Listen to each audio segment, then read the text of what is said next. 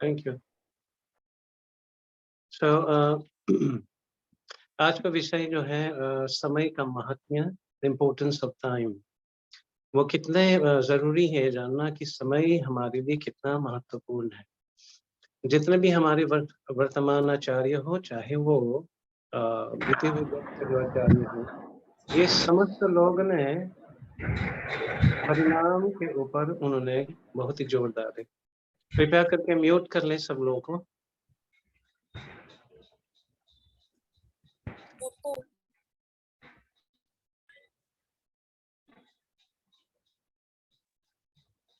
हरे कृष्ण कृष्ण कृष्ण हरे हरे, हरे राम राम हरे।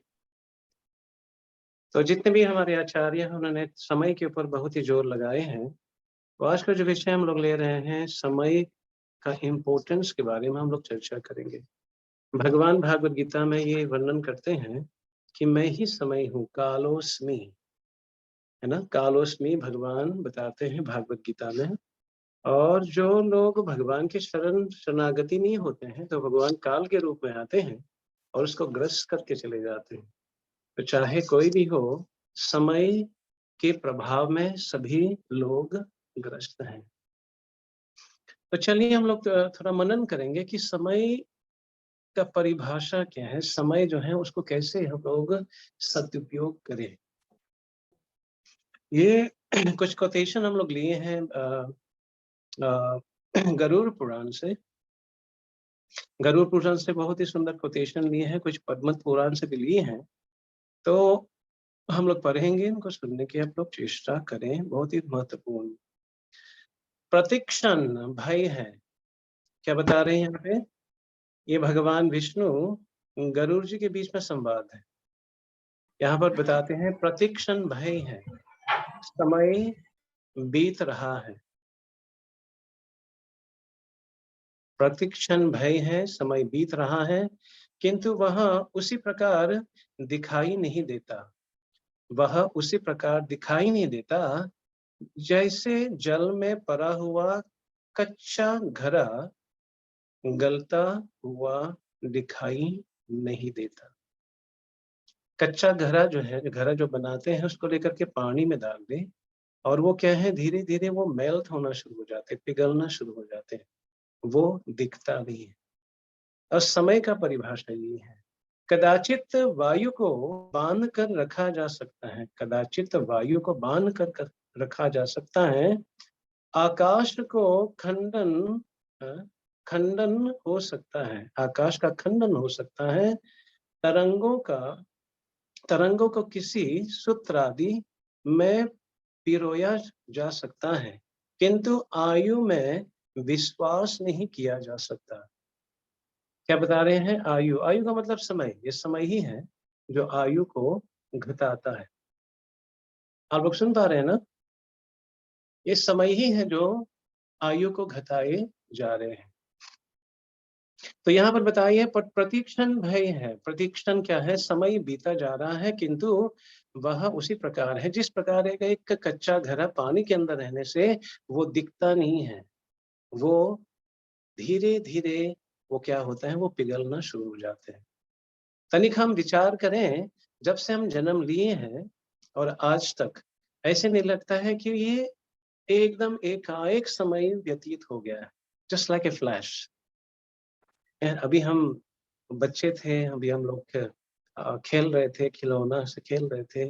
अभी एकाएक स्कूल चले जाते हैं, एकाएक कॉलेज चले जाते हैं और एकाएक हम लोग बड़े-बड़े रिस्पॉन्सिबिलिटी लेना शुरू कर लेते हैं। तो ये समय जो है जस्ट लाइक ए फ्लैश, है ना। समय क्या है? एकदम फ्लैश का समय। फ्लैश क्या होता है? जैसे कैमरा का फ्लैश होते हैं, दबाने से एकदम भप फ्लैश हो जाते हैं, वैसी समय बीतता जा रहा है। तो ये विष्णु जो है गरुड़ जी को बता रहे हैं। अच्छा, क्यों था ये संवाद?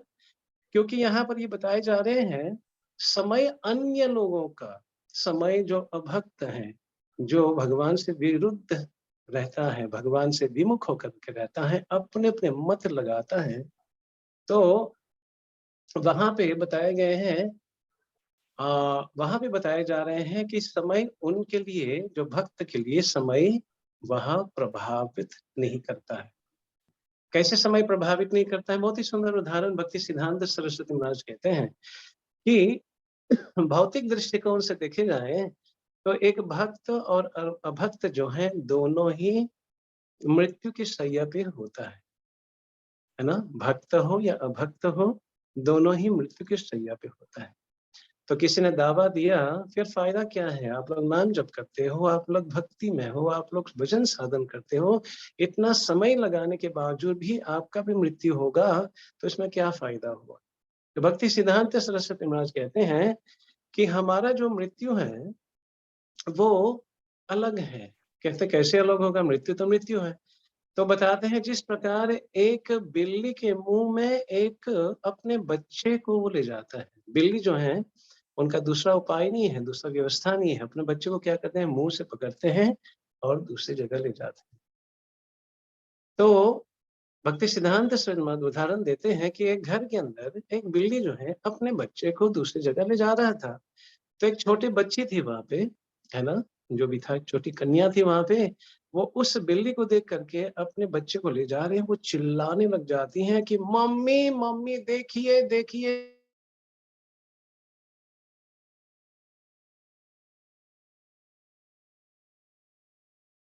बिल्ली है बच्चे को सुरक्षित, उनको कुछ नहीं होता है, वो दूसरी जगह पे ले जा रहे हैं। तो अच्छा, बच्ची कहती है, लाली कहती है, अच्छा अच्छा ये बात है। बोला हाँ। लेकिन कुछ समय, कुछ दिन के बाद उसी मुंह में एक चूहा होता है। उसी बिल्ली के मुंह में एक चूहा होता है। तो बच्चे मुस्कुरा कर कहते हैं कि मम्मा मम्मा देखो, ये जो बिल्ली है चूहा को सुरक्षित जगह पे ले जा रहे हैं। फिर माँ कहती है नहीं बेटा, यहाँ पर इस चूहे का क्या हो जाते हैं? इनका संहार है। तो वैसे ही होता है, जो भक्त होता है, भगवान जब भक्त को लेने आते हैं तो भक्त को बिल्कुल तनिक भी कोई कष्ट नहीं होता है। बिना कष्ट लिए वो क्या करते हैं? भगवान के धाम चले जाते हैं। और अब भक्त को जब लेने जाते हैं तो ये गरुड़ पुराण में उल्लेख है कि जिस प्रकार 1000 बिच्छू, कोई 10,000 कहते हैं, लेकिन 1000 भी कोई कम नहीं है। 1000 बिच्छू एक ही समय दम लगाए, वैसे ही हम लोग को दर्द होता है जो अभक्त है शरीर छोड़ता है। तो इसमें कोई संदेह नहीं है, जो भक्त होता है वो भगवत धाम जाते हैं। भगवत धाम का मतलब है वहां पर विष्णु दूत आते हैं और विष्णु दूत आकर के क्या करते हैं? उनको ले जाते हैं। तो जिनके कारण यहाँ पर भगवान विष्णु जो है, गरुड़ जी को ये संवाद है कि हमारे जो भक्त हैं उनका बाल बांका नहीं होता है।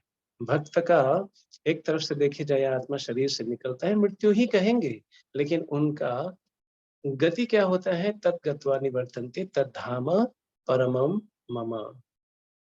यहाँ पर चाणक्य पंडित बहुत ही सुंदर रूप से ये वर्णन करते हैं। चाणक्य पंडित क्या कहते हैं? आप लोग सुनना चाहते हैं? आप लोग हैं साथ में? यदि साथ में है तो बोलिए हरि बोल। हरे हरि बोल। कृष्ण। जी प्रभु जी। Thank you so much. Request मैं शुरुआत से करता आ रहा हूँ कि वीडियो ऑन कर लीजिएगा ताकि पता चले कि आप लोग हैं और आप लोग सुन रहे हैं, है ना? तो अच्छा लगेगा, प्रेरणा हमको भी लगेगा, है ना? तो जहाँ तक हो सके वीडियो ऑन कर लीजिएगा। आज का जो टॉपिक है बहुत ही रोचक है, जैसे मैंने कहा, इम्पोर्टेंस ऑफ टाइम, समय का महात्म्य, जो बहुत ही इम्पोर्टेंट है ये समझना। तो वहां पे चाणक्य पंडित, बहुत ही फेमस चाणक्य नीति है, एक ग्रंथ भी है उनका। आप लोग उसको पढ़ भी सकते हैं, उनका अध्ययन भी सकते हैं, ऑनलाइन भी जा करके आप लोग पीडीएफ में भी डाउनलोड कर सकते हैं। चाणक्य कहते हैं कि आम व्यक्ति को 4 जगह पे आलस नहीं करना चाहिए।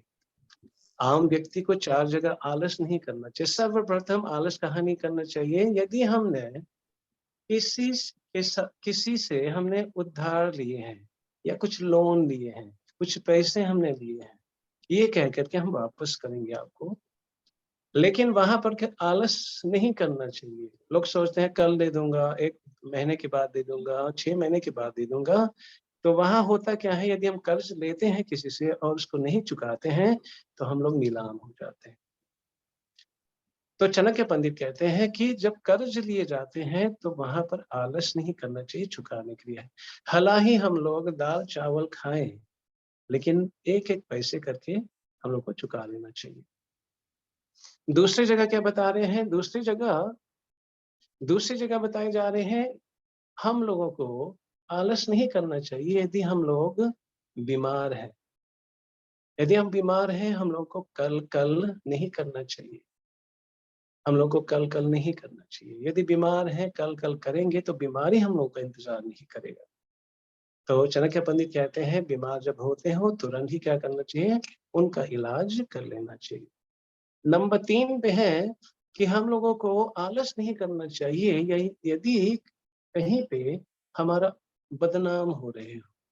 यदि कहीं पर हमारे नाम को बहुत गलत तरीके से लिए जा रहे हैं, नेगेटिव पे लिए जा रहे हैं, तो वहां तुरंत क्या करना चाहिए? कंसर्न व्यक्ति को बुला करके बैठा करके वहां सुलझा देना चाहिए। और चौथा जो है, चाणक्य पंडित कहते हैं कि आलस नहीं करना चाहिए किसमें? भगवान का भक्ति करने में। भगवान का भक्ति करने में आलस नहीं करना चाहिए। क्यों आलस नहीं करना चाहिए? जो श्लोक हमने उच्चारण किया है कि कभी भी मृत्यु हम लोगों को ग्रस्त कर सकता है। पदम पदम यदि पदम। तो चौथा जो है भजन साधन जो है, हम लोगों को जिसमें आलस नहीं करना चाहिए, क्योंकि असली चीज जो हमारे साथ जाता है वो हमारा भजन साधन ही साथ में जाता है। तो चाणक्य पंडित कहते हैं, कृपया करके म्यूट कर लीजिए आप लोग। हरे कृष्णा, म्यूट कर लीजिए अपने। हरे कृष्णा। तो यहाँ पे बताते हैं, ये 3 जो हमने मान लीजिए कहीं पे हमने आलस किए हैं, पैसे वापस करने में आलस किए हैं, हम अपने स्वास्थ्य को ठीक करने में और आलस किए हैं, जहाँ कोई निंदा हो रहे हैं, हमारा नाम बदनाम हो रहे हैं, ये तो रिकवर भी कर सकते हैं।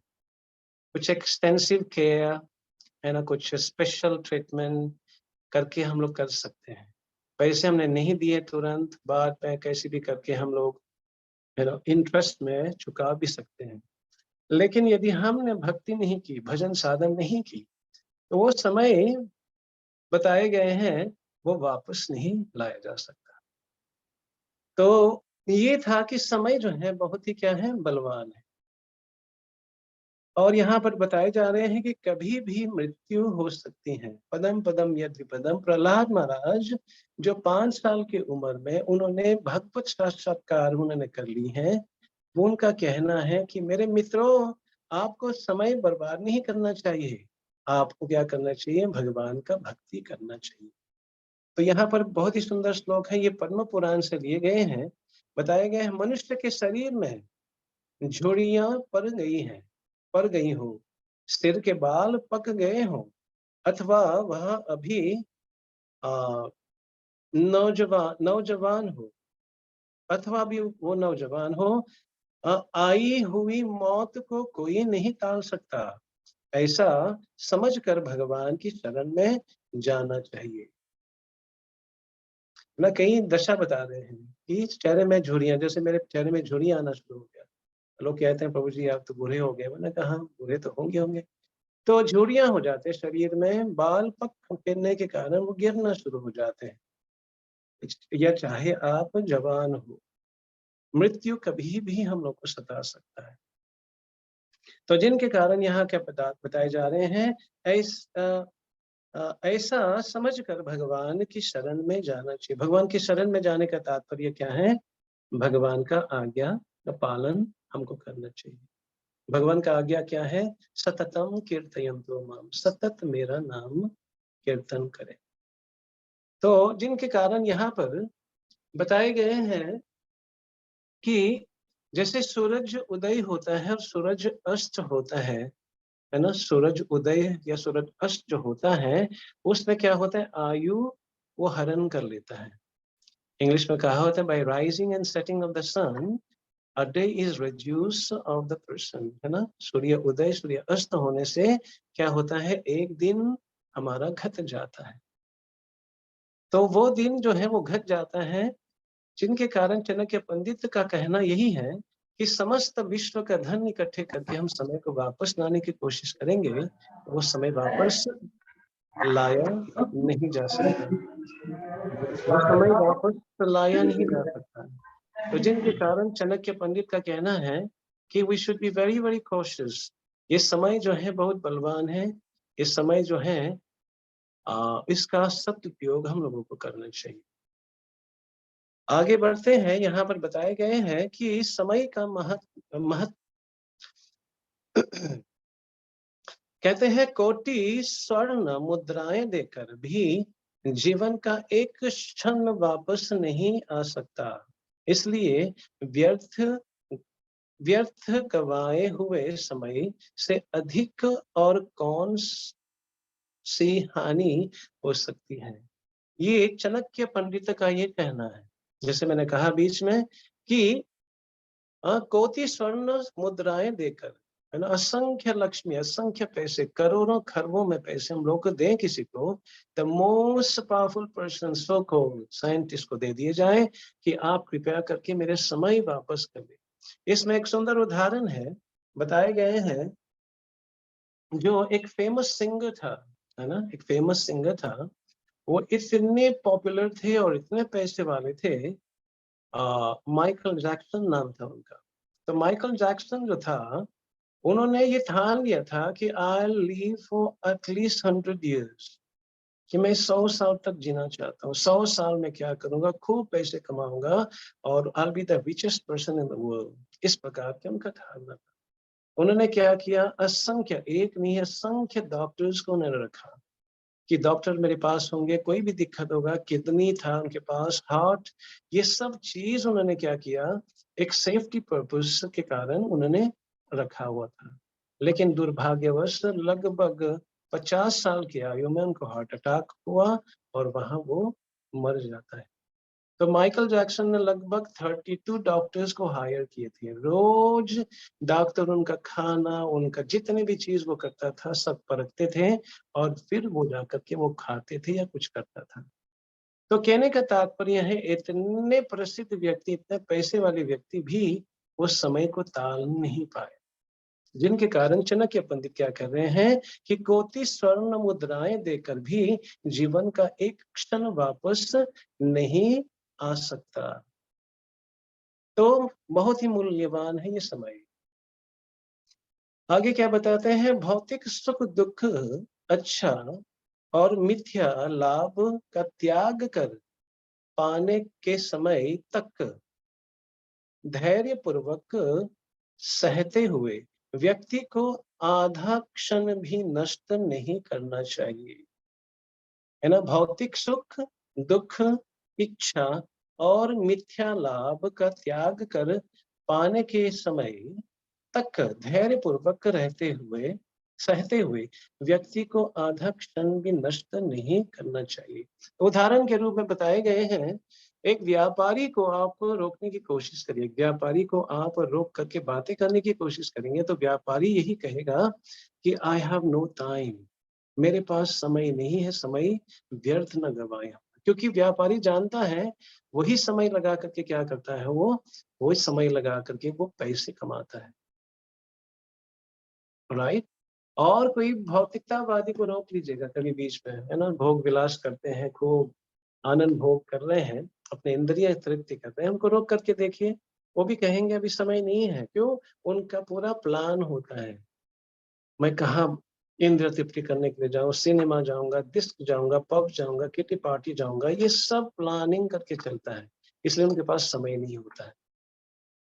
तो एक व्यापारी का समय जो है वो पैसा है, एक भोगी या भोग विलासी जो है उनका ये समय क्या है, अपनी इंद्रिय तृप्ति है। लेकिन यहाँ पर जो आत्म साक्षात्कार व्यक्ति हैं, जो अपने जीवन को सार्थक बनाना चाहते हैं, जो अपने जीवन को सही दिशा में ले जाना चाहते हैं, ऐसे व्यक्ति के लिए समय का परिभाषा क्या है, उनके लिए समय जो है वो स्वयं भगवान है। उस समय लगा करके वो भगवान को जीत सकते हैं, भगवान को प्राप्त कर सकते हैं। तो जिनके कारण यहाँ पर बहुत ही महत्वपूर्ण जो विषय बताए जा रहे हैं, समय को एक क्षण भी नहीं गंवाना चाहिए। तो ये जो महत्वपूर्ण विषय है, क्योंकि ये 5 विषय में से जो भागवत गीता का 5 मुख्य विषय हैं, आप शायद जानते भी होंगे, नहीं जानते तो ये 5 विषय कौन सा है, ईश्वर, जीव, प्रकृति, काल और कर्म। ईश्वर, जीव, प्रकृति, काल और कर्म। तो ये 5 विषय जो है, ये 5 विषय जो है, इनमें से समय भी है, काल भी है। तो भगवान जो भागवत गीता है, जो 5 मुख्य जो विषय हैं, इसमें काल भी आता है। भगवान काल का परिभाषा बताते हैं। जैसे मैंने कहा शुरुआत में, भगवान कहते हैं कालोस्मि, I am the death personified. मैं क्या हूँ? मृत्यु हूँ, और मैं क्या करता हूँ? सबको हरण कर लेता हूँ। जो व्यक्ति मेरे सामने झुक जाता है, मैं उनका बेड़ा पार कर लेता हूँ। जो व्यक्ति मेरे सामने झुकता है, मैं उनको अपने लोक, अपने धाम में ले आता हूँ। लेकिन जो व्यक्ति नहीं झुकता है अहंकार के कारण, वो व्यक्ति बहुत ही कष्ट भोगता है। पुनरपि जननम पुनरपि मरणम, ये धक्का मुक्का लगता रहता है। तो जिनके कारण भगवान दोनों दोनों तरफ, भगवान देखिए बराबर उन्होंने दिए थे। भगवान तो दुर्योधन को भी उन्होंने सहयोग किए और अर्जुन को भी सहयोग किए। लेकिन एक तरफ क्या था, दुर्योधन भगवान का भगवंता को नहीं मानता था। वो कहते थे ये ग्वाला क्या कर लेगा, ये तो गाय चराने वाले हैं, इनका क्या है। तो इस प्रकार से दुर्योधन भगवान को उल्लास करता रहता था, उनका नीचा दिखाता रहता था। लेकिन भगवान जो है, वही समय अर्जुन को दिए। अर्जुन को समय देने से क्या हुआ? अर्जुन का सद्गति हुआ। और वही समय उन्होंने दुर्योधन को भी दिया, अपने सेना के बल के माध्यम से। लेकिन दुर्योधन का पराजय हुआ। सेना भी भगवान का ही था। एक तरफ भगवान थे, एक तरफ सेना थे। तो भगवान कहते हैं कालोस्मि, कहते हैं अर्जुन, तुम मारना नहीं चाहते हो, मत मारो। तुम लड़ाई नहीं करना चाहते हो, मत करो। ये तो समय का जो है प्रभाव, ये समस्त जितने भी योद्धा हैं, चाहे वो भीष्म पितामह हो, जितने भी लोग खड़े हैं, मैंने इन सब लोगों को ग्रस्त कर लिया। ये केवल समय की ही दूरी है। तो भगवान जो है, वो समय है ना, समय जो है वो भगवान को ही रिप्रेजेंट करते हैं। और भगवान क्या कहते हैं, आगे कहते हैं अर्जुन, समय ही बलवान है, समय ही बताएगा कि किन का पराजित होगा और किन का विजय होगा। तो कहने का तात्पर्य है, हमको सतर्क होना चाहिए। सतर्क क्यों होना चाहिए? सतर्क इसलिए होना चाहिए क्योंकि परीक्षित महाराज को पता था कि वो 7 दिन के अंदर अंदर उनका मृत्यु होने वाला। परीक्षित सतर्क हो गए। वो ढूंढने लगे कौन है वो जो हमको,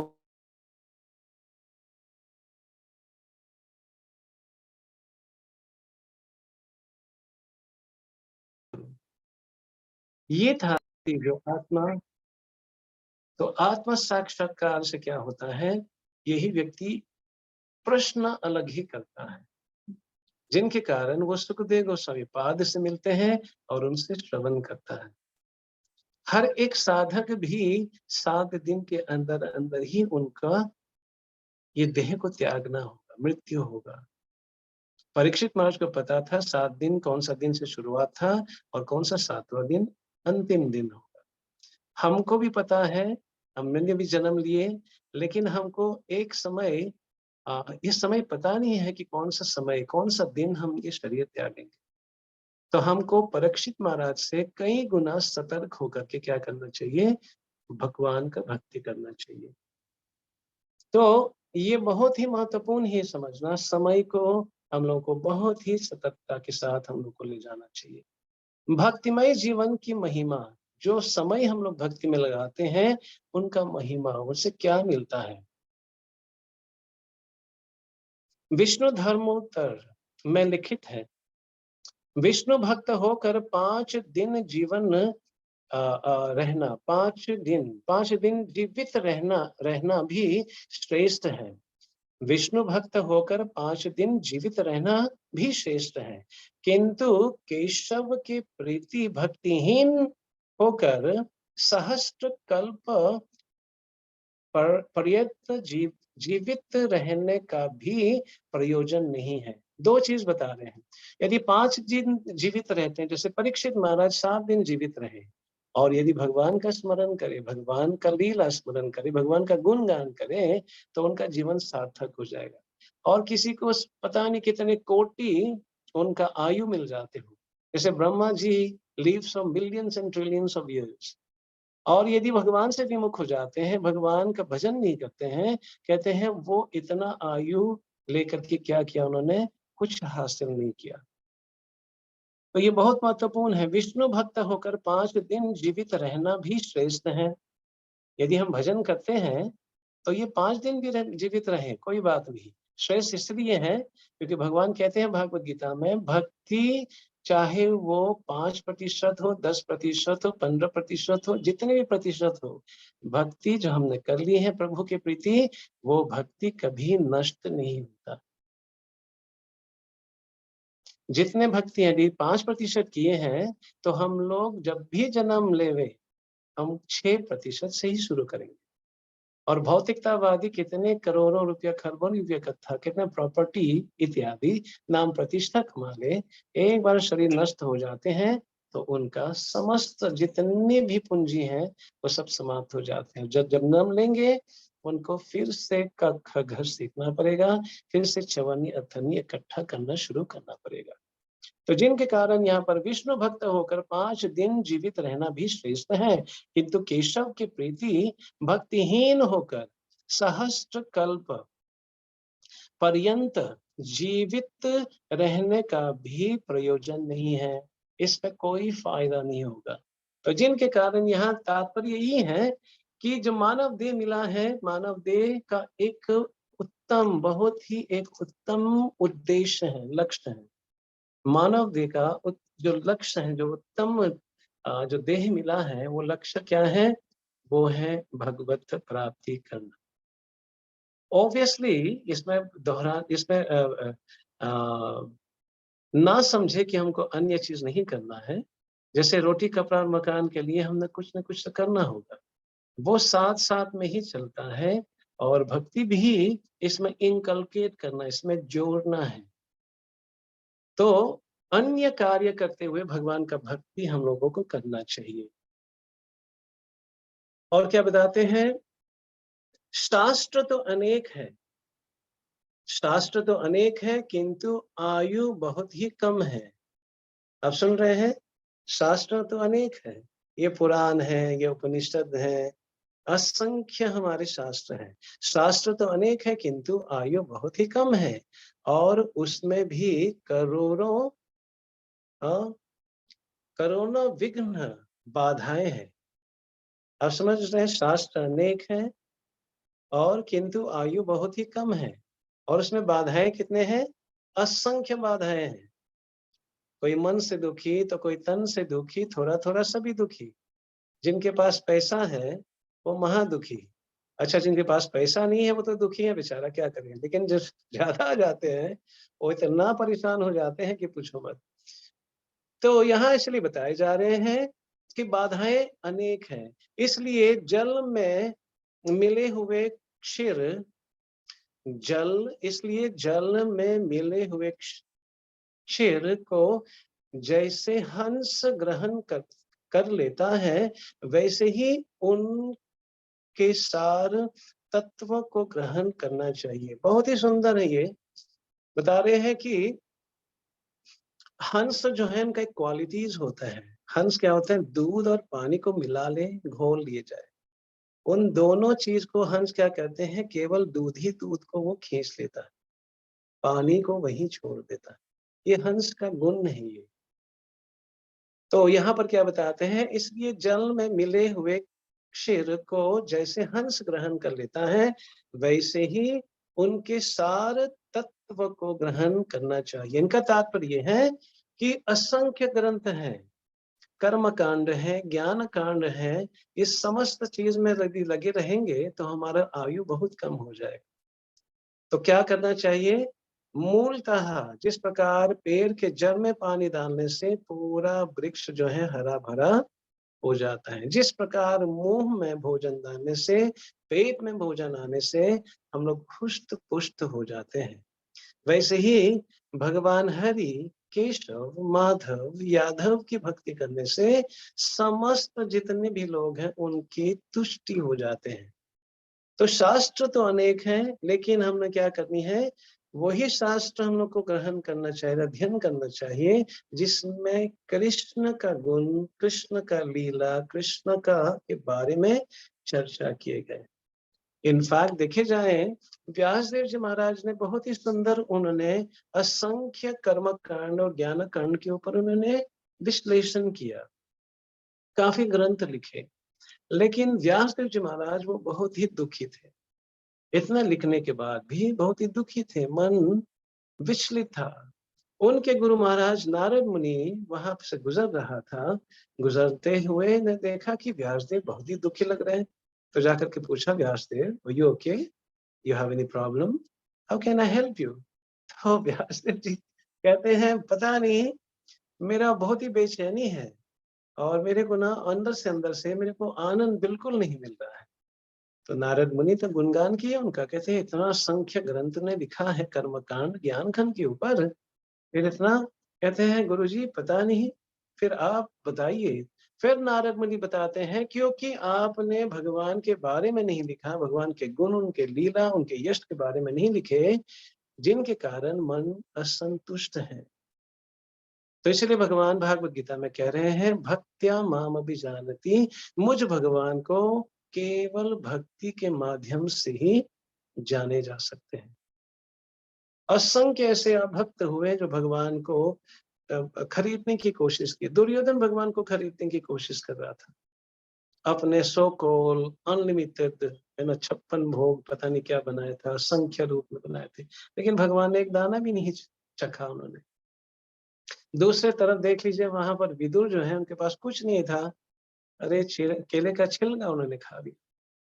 तो भगवान जो है वो प्रेम के भूखे हैं, सबसे ऊंची प्रेम सगाई। भक्त्या माम अभिजानति पत्रम पुष्पम फलम तोयम यो में भक्त्या प्रणश्यति। भक्ति ही भक्ति, चारों तरफ भक्ति ही का उल्लेख किए गए हैं। तो जिनके कारण यहाँ पर समय हमारे पास कम है, वो कम समय में ऐसा चीज करें जो करने से हमको पूरा लाभ मिल जाता है, वो है भक्ति। तो आगे बढ़ते हैं। बुद्धिमान मनुष्य को समस्त धार्मिक शास्त्रों से सार तत्व को ग्रहण करना चाहिए। बुद्धिमान व्यक्ति क्या करता है, वो सार ग्रहण करता है। एक बार हम लोगों ने कंपटीशन किया था, ये व्यावहारिक रूप से बता रहा हूँ। हम लोग 5-6 ब्रह्मचारी थे, तो कंपटीशन क्या था, तो वहां पर 1.5 किलो सेब रखा हुआ था। 1.5 किलो सेब का मतलब है 1 किलो में लगभग 7 से 8 सेब, 1.5 किलो का मतलब है लगभग 11 से 12 सेब, और बड़ा बड़ा सेब था। अब 12 सेब कौन खा सकता है? तो किसी ने कहा कि इसको खत्म करिए किसी भी रूप में। तो एक ट्राई किया, नहीं कर पाए, 3 सेब, चौथे सेब में फूल गया था पेट, अरे भाई नहीं खा पाएंगे।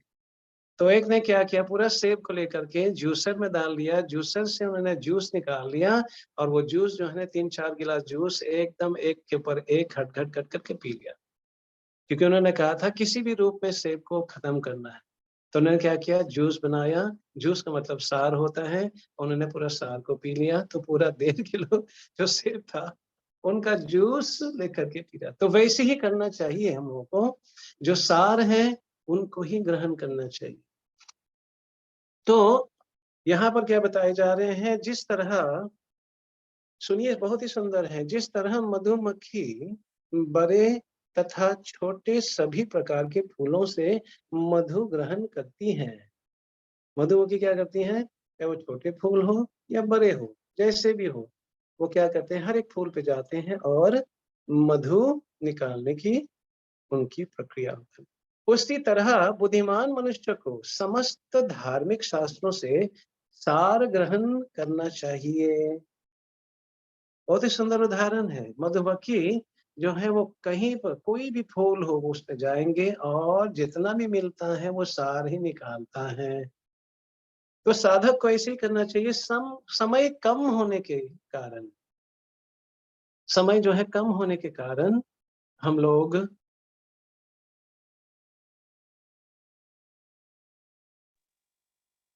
हरे कृष्णा, आप क्लियर है? हाँ हाँ जी, जी हरे कृष्ण प्रभु प्रभु जी। जी। प्रभु जी। बोलते सुन रहे प्रभु जी। ओके, ना बीच में कॉल आ गया था। तो यहाँ पे बताए गए हैं कि जिस तरह मधुमक्खी बड़े तथा छोटे सभी प्रकार के फूलों से मधु ग्रहण करती हैं, उसी तरह बुद्धिमान मनुष्य को समस्त धार्मिक शास्त्रों से सार ग्रहण करना चाहिए। सार ग्रहण करना चाहिए, वो बुद्धिमान व्यक्ति है। इसलिए कहते हैं सुमेधसः, जिनके पास अच्छे बुद्धि है, वो हरे कृष्ण महामंत्र को लेंगे, उच्चारण करेंगे और अपने जीवन को सार्थक करेंगे। और बाकी लोग हैं यहाँ वहाँ अपने मुंह मारते रहेंगे, कब मृत्यु आ जाएगा उनको कोई ठिकाना नहीं है और कोई गारंटी भी नहीं है।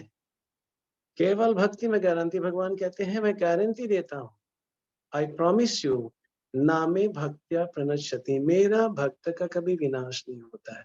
जिन्होंने हरिनाम उच्चारण किए, चाहे वो थोड़े की हो, ज्यादा की हो, त्रुटिपूर्ण किए हो या जैसे भी किए हो, वो व्यक्ति जो है भगवान के स्पेशल कृपा, उनके स्पेशल कृपा होगा उनके ऊपर।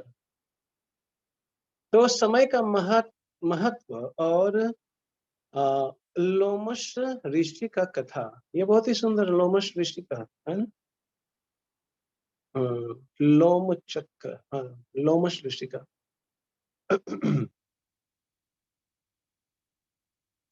तो यहाँ बहुत ही सुंदर ये कथा है कि बताए गए हैं कि मेरे बक्ष स्थल का यह रोम मंडल ही मेरा आयु की संख्या का प्रमाण है। हे ब्राह्मण, जब एक इंद्र का पतन हो जाता है, तब मेरे इस रोम चक्र का एक रोम उखाड़ दिया जाता है। आप समझ रहे हैं ना, जैसे हाथों में बालें होते इसको रोम कहते हैं। तो यहाँ पर जो लोमेश ऋषि हैं, बताए गए हैं जब इंद्र का मृत्यु हो जाते हैं, और इंद्र का आयु कितना है, इस भौतिक संसार का जो हमारे 6 महीना है, वो इंद्र का क्या है, 1 दिन होता है।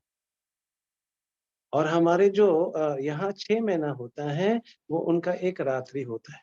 तो हमारे उनके जो 24 घंटे होते हैं, हमारा 1 साल बीत जाता है। तो इतना आयु होते हैं जो देवलोक में निवास करते हैं। तो यहाँ क्या बताते हैं कि जब एक इंद्र का पतन होता है, पतन मतलब मृत्यु होता है, तो उनका एक रोटे बाल से क्या किया जाते हैं, उखाड़ लिए जाते हैं। तब मेरे इस रोम चक्र का एक रोम उखाड़ दिए जाते हैं। इसी कारण बीच के बहुत से रुएं उखाड़ दिए गए हैं।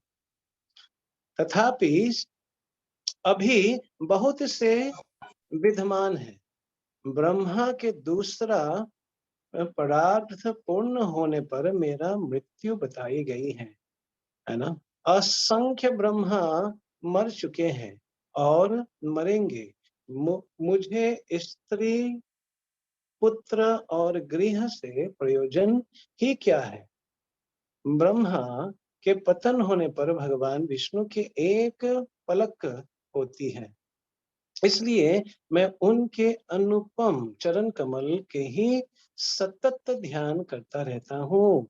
भगवान श्री हरि का दास्य पाद दुर्लभ है और भक्ति मुक्ति से भी श्रेष्ठ है।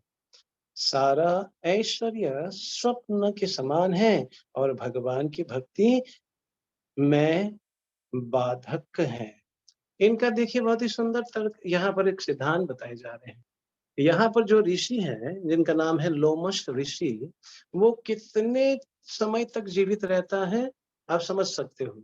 जब एक इंद्र मर जाते हैं तो एक रोटे उनको निकाल लिए जाते हैं, तो शरीर में कितने रोटे, कितने बाले हैं। तो इतने असंख्य असंख्य वर्ष तक वो जीवित रहता है।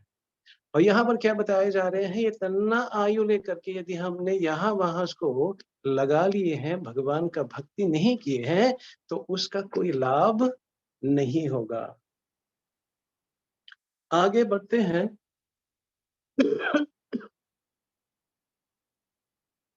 काल का प्रभाव, ये काल का प्रभाव के बारे में, जो भी जो भी सर्वोपरि काल शाश्वत समय के प्रभाव में है, उसे अपना सबसे प्रिय जीवन काल को अर्पित करना पड़ता है। अन्य वस्तुओं यथा धन, सम्मान, संतान, भूमि तथा घर को तो कुछ कहना ही नहीं। आप समझ इस बात को? जो भी सर्वोपरि काल, जो शाश्वत समय है, के प्रभाव में है, हम लोग सब शाश्वत काल के प्रभाव में हैं। हम लोग सब काल के प्रभाव में हैं, समय के प्रभाव में हैं। एक समय हम बच्चे थे, अभी हम लोग बड़े हो गए हैं, एडल्ट हो गए हैं, अभी माता-पिता बन चुके हैं, दादा-दादी भी बनेंगे, नाना-नानी भी बनेंगे, एक समय हम लोग यहाँ से निकल जाएँगे। तो यहाँ पर क्या बताए जा रहे हैं कि ये समस्त हमारा आयु को क्या करना चाहिए? वो प्रभु के शरण में हम लोग को अर्पित करना चाहिए। जब हम प्रभु के शरण में अर्पित करेंगे, तो ये समय जो है, हम लोगों को क्या करेगा? बाँधेगा नहीं, ये समय हम लोगों को मुक्त करेंगे।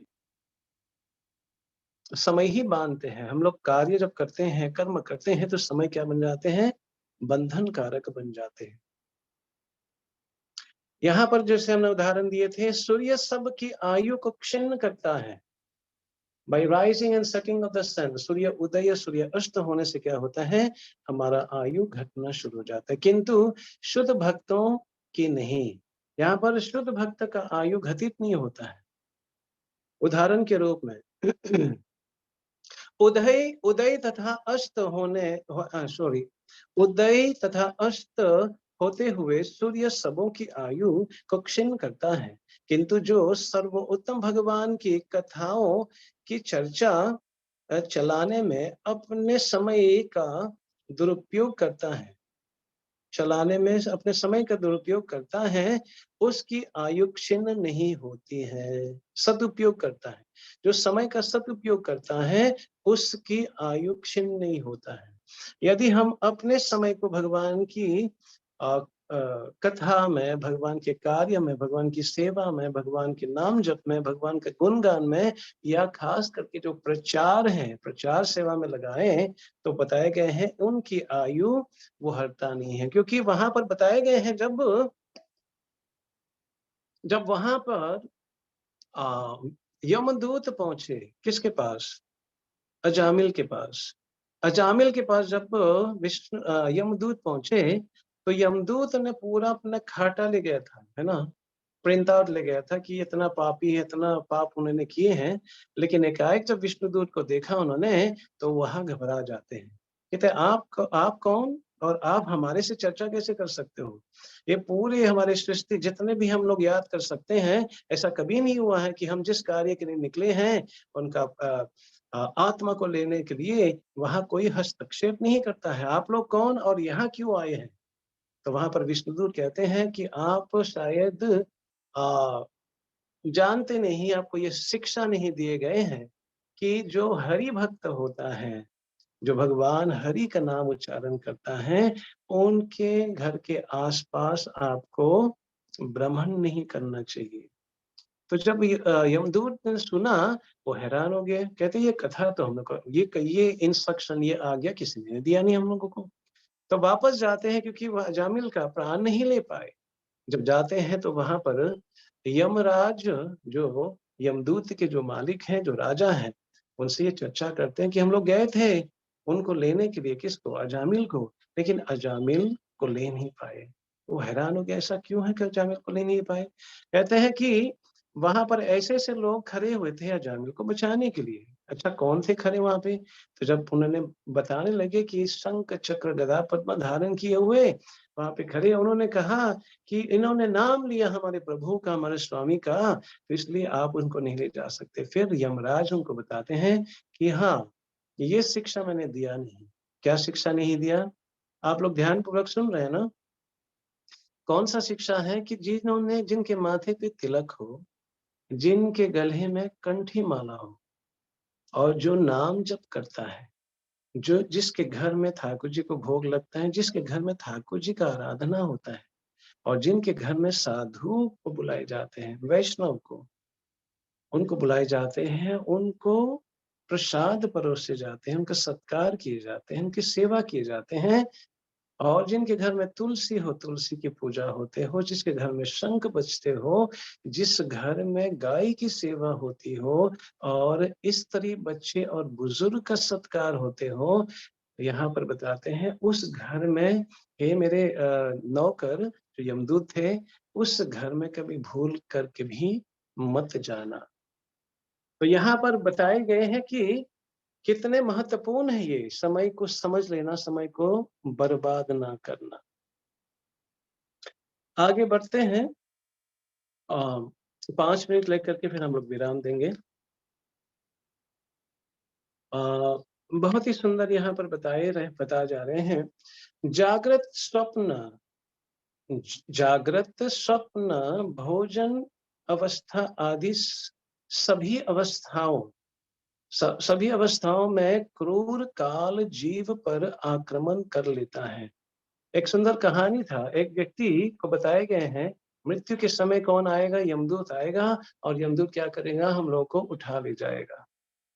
उन्होंने क्या किया, अपने पूरे शरीर, भ्रांति बीमार थे, पूरे शरीर में उन्होंने मल मल दिया, है ना, जो मानव का मल है ना, स्टूल, पूरा शरीर में उन्होंने मल दिया, ये सोच करके कि भाई यमदूत कैसे आएंगे, कैसे छुएंगे हमको, है ना। तो ये सोच रहा था, लेकिन हुआ क्या वहां पे, चाहे वो कितने भी हम लोग एक्सपर्ट क्यों ना हो जाए, अब समस्त ब्रह्मांड में देखेंगे, समस्त जीव के बीच में एक बहुत स्मार्ट व्यक्ति था जिनका नाम था हिरण्यकशिपु।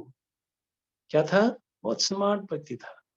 जब वो तपस्या, जानते हैं, यदि हमको पावर चाहिए, शक्ति चाहिए, तो तपस्या करना भी अनिवार्य है। तो तपस्या किया उन्होंने, तपस्या से ब्रह्मा प्रसन्न हो जाते हैं। ब्रह्मा पूछते हैं हमसे कि मांगो, क्या चाहिए आपको। कहते हैं हमको केवल आप अमर के वरदान दे दीजिएगा। तो ब्रह्मा हंस पड़ते हैं उनके ऊपर, कहते हैं जब मैं खुद अमर नहीं हूं तो तुमको कैसे अमर बना दूं। तो वहां पर चतुरता दिखाते हैं, कौन, हिरण्यकशिपु। कहते हैं ठीक है, अमरता की नहीं दे सकते तो ये बाकी वरदान तो यहाँ से मांगिए, क्या वरदान चाहिए। तो उन्होंने मांगा, न दिन न रात न ऊपर न नीचे, न अस्त्र न शस्त्र न मानव न पशु।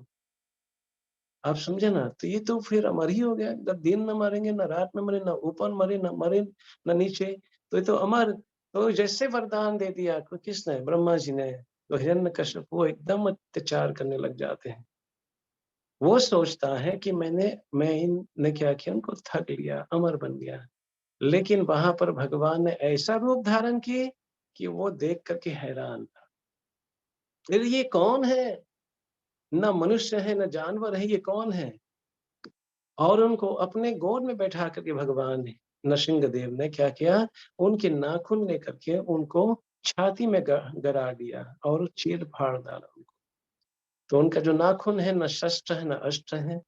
और ठीक 6 बजे शाम को उन्होंने ये सर्जरी किया था, है ना, फर्स्ट ओपन सर्जरी, हाथ ओपन सर्जरी हुआ था हिरण्यकशिपु का, नरसिंहदेव के द्वारा। तो वहां पर बताया गया है कि वो थकने गए थे, किसको, भगवान को, समय को, वो अमर बनना चाहते थे। तो जिनके कारण यहाँ भी अभी लोग अमर बनने की कोशिश करना चाहते हैं। जागृत, स्वप्न, भोजन अवस्था आदि सभी अवस्थाओं में क्रूर काल जीव पर आक्रमण कर देता है। वो नहीं देखता अरे अरे ये लंच कर रहे हैं, सुबह से भूखे था, नहीं। वो नहीं देखते हैं कि स्नान कर रहे हैं, बाहर आ जाएंगे, अंदर गीला होगा, कैसे ले जाऊं, नहीं। जब समय आ जाते हैं तो वो कहीं पर भी, किसी भी स्थिति में वो यमदूत आकर के ग्रस्त करके ले जाते हैं। जैसे दृढ़ दृढ़ स्तंभ वाले घर कालांतर में जीर्ण होने पर विनष्ट हो जाता है, वैसे ही मनुष्य भी जरा मरण के वशीभूत होकर नष्ट हो जाता है। ऑब्वियसली एक नया घर बना है, धीरे धीरे ये घर पुराना भी हो जाता है, सीलन भी आ जाते हैं, धीरे धीरे जो प्लास्टर्स लगे हैं वो प्लास्टर्स भी गिरना शुरू हो जाते हैं। और एक दिन क्या होगा, वो पूरा लेंटर गिर जाते हैं, पूरा घर बिखर जाते हैं। वैसे ही जो साधक है, जो जीव है, उनका ये भी दशा होता है, वो धीरे धीरे वृद्ध हो जाते हैं। कभी जीव जो है ना, एक बार एक वकील था, ये भी एक घटित घटना है। एक वकील था, तो वकील ने वो वकालत करता है तो थोड़ा बुद्धि ज़्यादा होते हैं लोगों का। तो हुआ क्या, उस वकील को यमदूत लेने आए। अब यमदूत को कहते हैं, "ए, वेट, वेट, वेट, वेट! आपने नोटिस नहीं दिया हमको। मैं लॉ को जानता हूँ, आप नोटिस दीजिएगा हमको, फिर आकर के ले सकते हैं।" तो यमराज कहते हैं, "अरे पागल कहीं के, नोटिस तो दिया था।" कहते, "कब दिया था?" कहते, "याद है जब तुम्हारा पहला सफ़ेद बाल हुआ था?" बोला, "हाँ, सफ़ेद बाल तो हुआ था, फिर धीरे-धीरे सब बाल पक गए आपका। तो उस समय नोटिस था आपके लिए कि अभी बूढ़े हो गए हो, अपने निकम्मापन छोड़ो, ठाकुर का भक्ति करो।" कहते, "अच्छा, अच्छा, अच्छा।" कहते हैं जब झुर्रियाँ आना शुरू हो गया, याद है? एकदम फेयरली क्रीम लगाते थे, एंटी रिंकल क्रीम लगाते थे, लेकिन फिर भी झुर्रियाँ आ जाते थे। तो ये सेकंड नोटिस था आपका। तो इस प्रकार से कई नोटिस दिए हमने, लेकिन आपने उनको निरादर किए, आपने देखे नहीं, तो ये मेरा गलती नहीं है, तो उनको उठा कर ले जाते हैं। तो इस प्रकार से सब लोग क्या स्मार्ट बनना चाहते हैं, लेकिन स्मार्ट वही है कृष्ण भक्त बड़ा चतुर। जो भगवान का भक्ति करता है, वही सुपर डुपर स्मार्ट हो सकता है, अन्यथा नहीं। और क्या बताते हैं, समय आने से सभी मनुष्य को मृत्यु होती है। ये बहुत ही समझने वाली बात है ना? यहाँ पर यदि एक क्षण के लिए भी पूर्ण पुरुषोत्तम भगवान वासुदेव का स्मरण नहीं किया जाता, तो वह सबसे बड़ी हानि है, सबसे बड़ा भ्रम है और सबसे बड़ी विडंबना है। आप समझ रहे हैं इस बात को?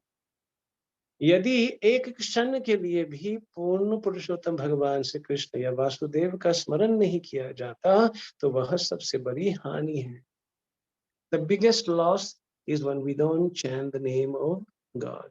सबसे बड़ा हानि यही है जब भगवान का नाम, उनका गुण, उनका लीला का स्मरण हम लोग नहीं कर पाते हैं। और क्या बताते हैं, समय प्राप्त न होने से पहले प्राणी सैकड़ों बाण लगने पर भी नहीं मरता। आप समझे? कहते हैं ना, समय से पहले किस्मत से ज्यादा न कभी किसी को कुछ मिला है और न मिलेगा। आप लोग सुन पा रहे हैं ना? यस प्रभु। जी कृपया प्रभु करके जी। विनती है कि आप लोग वीडियो में आ सकते हैं तो वीडियो में आ जाएगा, ताकि पता चले आप लोग साथ में हैं, कहीं और तो नहीं चले गए हैं। हरे कृष्ण, थैंक यू जी सो मच। प्रभु जी। तो यदि यही बताए जा रहे हैं, यदि एक क्षण के लिए भी पूर्ण पुरुषोत्तम समय प्राप्त न होने से, समय प्राप्त न होने से पहले प्राणी सैकड़ों बाण लगने पर भी नहीं मरता। उदाहरण कौन है? कई बाण लगने के बाद भी उनका मृत्यु नहीं हुआ जब तक वो ना चाहे। कौन था वो? ओब्वियसली भीष्म। भीष्मदेव। हाँ, भीष्मदेव था, उनका इच्छा मृत्यु शक्ति था। तो समय से पहले किस्मत से ज्यादा हम लोगों को कुछ नहीं मिलता है।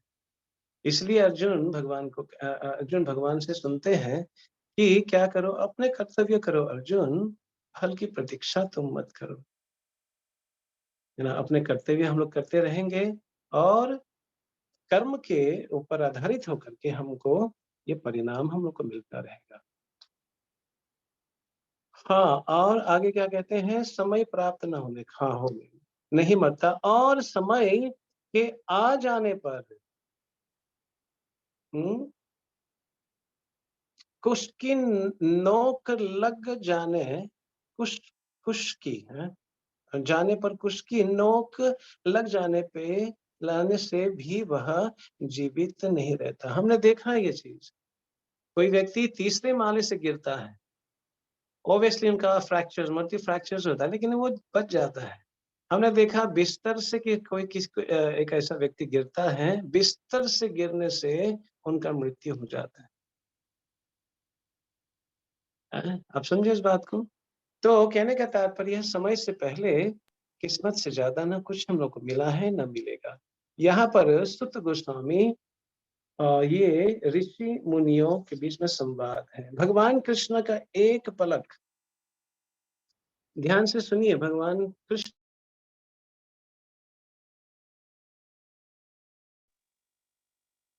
इनका क्या? हे मुनि, आवाज ठीक है? यस प्रभु। हे जी मुनि, प्रभु जी। जी प्रभु जी।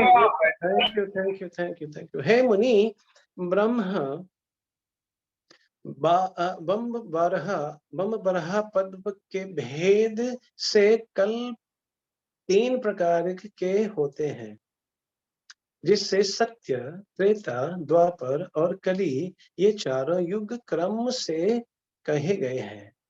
वैसे ही वे कल्प भी हैं। 360 युगों का एक दिव्य युग होता है। एक हस्तर दिव्य गुणों का एक मनवंतर होता है और 14 मनुओं के व्यक्तित्व हो जाने पर ब्रह्मा का एक दिन होता है। ऐसे 360 दिनों के बीतने पर ब्रह्मा का एक वर्ष पूरी होता है। उस तरह के 108 वर्ष की ब्रह्मा की आयु बताई गई है। परमात्मा कृष्ण का यही निमेष है। बताया गया है भगवान का एक आंख पलकने से ब्रह्मा जी का क्या होता है? ब्रह्मा जी का संहार होता है। और यहाँ पर बताया जा रहा है कि ब्रह्मा कितने सहस्त्र युग तक वो जीवित रहता है। वो क्या है? भगवान का एक निमिष है, एक पलक बताए गए हैं। हाँ, ऐसे एक निमिष परमात्मा कृष्ण का यही निमिष है। पलक काल कहा गया है। काल बेटाओं ने ब्रह्मा की आयु के बराबर कल्प का मान निश्चित किया है। तो इस प्रकार से बताए गए हैं भगवान का सांस लेने से, एक बार सांस लेने से सृजन होता है और सांस छोड़ने से क्या होता है ना? सांस लेने से प्रलय होता है, सांस छोड़ने से सृजन होता है। So there is procreations when the Lord exhale, and when the Lord inhale there is dissolution. तो इस प्रकार से भगवान का आयु जो है असंख्य ब्रह्मा चले जाते हैं भगवान की एक पलक पलकने से। तो इस प्रकार से आयु जो है बहुत ही समय जो है बहुत ही महत्वपूर्ण है। वही समय बिरला ताता के पास है और वही समय आपके पास है। वही समय हरिदास ठाकुर के पास है। हरिदास ठाकुर कितने नाम जप करता था, है ना? 3 लाख नाम देवी हरिदास ठाकुर जप करता था। तो साधक को ये जानना चाहिए कि हम जितना बार सांस लेते हैं, पूरा समय, है ना, 24 घंटे में जितने बार सांस लेते हैं, कम से कम उन सांसों में क्या करना चाहिए? प्रभु का नाम जोड़ लेना चाहिए। एक आम जो साधक है, आम जो व्यक्ति है, वो लगभग 27,400 समथिंग, 27,400 एंड समथिंग वो सांस लेता है, आम व्यक्ति। यदि हम लोग 16 माला जप करते हैं, 16 माला का मतलब एक माला जप करते हैं, इसमें 16 शब्द होता है। 16 शब्द में मन के कितने? 108 होते हैं। 16 गुना 108 कितने माला करना होगा? 16। तो 16 गुना 108 गुना 16 वो 27,000 समथिंग निकलता है। इसका ये तात्पर्य होता है कि यदि हम 16 माला जप करते हैं, हमने हर एक क्षण में, एक सांस में हमने प्रभु का नाम जोड़ लिए है। तो ये था समय का प्रभाव, समय का महात्म्य, समय का इम्पोर्टेंस जो है बताए गए हैं, जिनके कारण भक्ति सिद्धांत सरस्वती महाराज बहुत ही इसके ऊपर बहुत ही एक्सपर्ट था। वो भक्ति सिद्धांत सरस्वती महाराज एक क्षण भी नहीं गवाता था। वैसे ही प्रभुपाद जी इनके चिन्ह पद पे चलते हुए प्रभुपाद जी भी एक समय भी नहीं गवाते थे। और उनके ही चिन्ह पद पे चलते हुए स्वामी गोपाल कृष्ण गोस्वामी भी हर एक क्षण अपने जीवन में क्या करते हैं? वो प्रभुपाद जी की संतुष्टि, कृष्ण की संतुष्टि के लिए लगाते हैं। यदि हम लोग अपने समय को परखेंगे, समय में हम लोग क्या करते हैं, अपने टाइम टेबल बनाएंगे, तो इससे क्या होगा? हम लोग सतर्क हो सकते हैं। और ऐसा समय जो हमारे बीत जाते हैं, चाहे वो फेसबुक हो, चाहे इंस्टाग्राम हो, चाहे वो यूट्यूब हो, चाहे वो मैसेजेस हो, चाहे वो व्हाट्सएप हो, बहुत समय हम लोग उसमें बिता लेते हैं, इसमें बर्बाद हो जाते हैं। तो हम चाहेंगे कि आप लोग अपने समय का सदुपयोग करें और अपने जीवन को सार्थक करें। अपने वाणी को यहाँ पर हम विराम देना चाहेंगे। हरे कृष्णा।